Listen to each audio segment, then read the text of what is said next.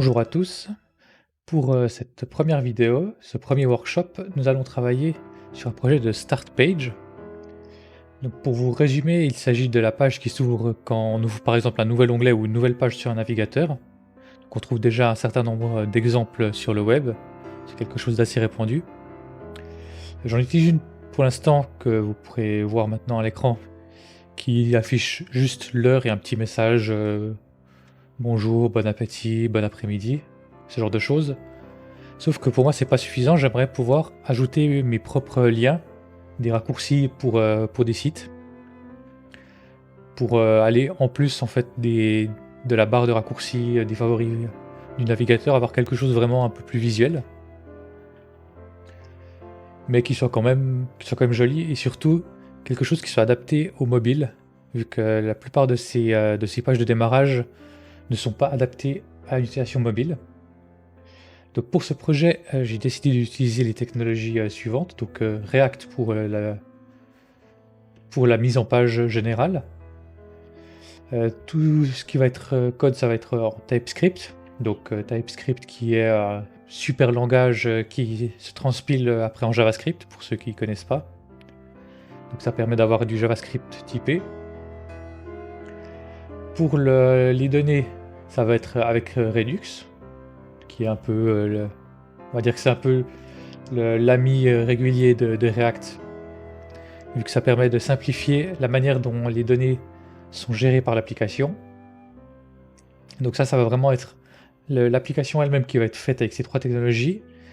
Je ne vais pas utiliser de framework CSS, vu que le but c'est d'avoir quelque chose qui soit quand même relativement léger. Donc autant React, j'ai pas vraiment le choix de prendre tout le package. Autant pour le CSS, je vais pouvoir me débrouiller en faisant moi-même tous mes styles. Et enfin, pour la conception, je vais utiliser Storybook. Storybook, c'est un outil qui permet de générer des vues de nos composants ou de nos éléments de page. Donc ça va me permettre de créer vraiment de manière précise les différents composants React, de pouvoir les prévisualiser, de pouvoir voir en temps réel ce que ça donne dans différentes situations. Et enfin Jest, qui est un framework de test unitaire, qui va être là vraiment pour vérifier pendant le développement qu'on ne fasse pas de régression quand on a mis en place, par exemple, une nouvelle fonctionnalité dans Redux, être sûr qu'il n'y ait pas un retour en arrière. Donc ce qu'on va faire, ça va ressembler un petit peu à ça, donc avec cette magnifique illustration.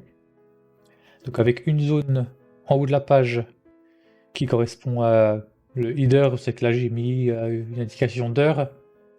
Il y aura peut-être d'autres widgets, peut-être une phrase, peut-être une citation, peut-être la météo, ça on verra quand on y sera. Ça pourrait être dans un second temps. Et ensuite des liens que j'ai représentés de cette manière-là, avec un petit plus vraiment pour indiquer qu'on peut ajouter dynamiquement des liens. On pourra les déplacer avec un glisser-déposer pour changer l'ordre. Le but c'est que ce soit des liens visuels vraiment qui reprennent l'icône du site.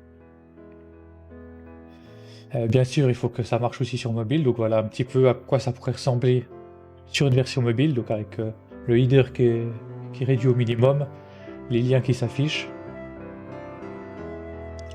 Dans un second temps, dans une seconde partie, j'aimerais bien essayer d'ajouter également une sorte de mini lecteur RSS, que je puisse ajouter des flux RSS et que j'ai juste les titres des news qui apparaissent, des 10 dernières news par exemple.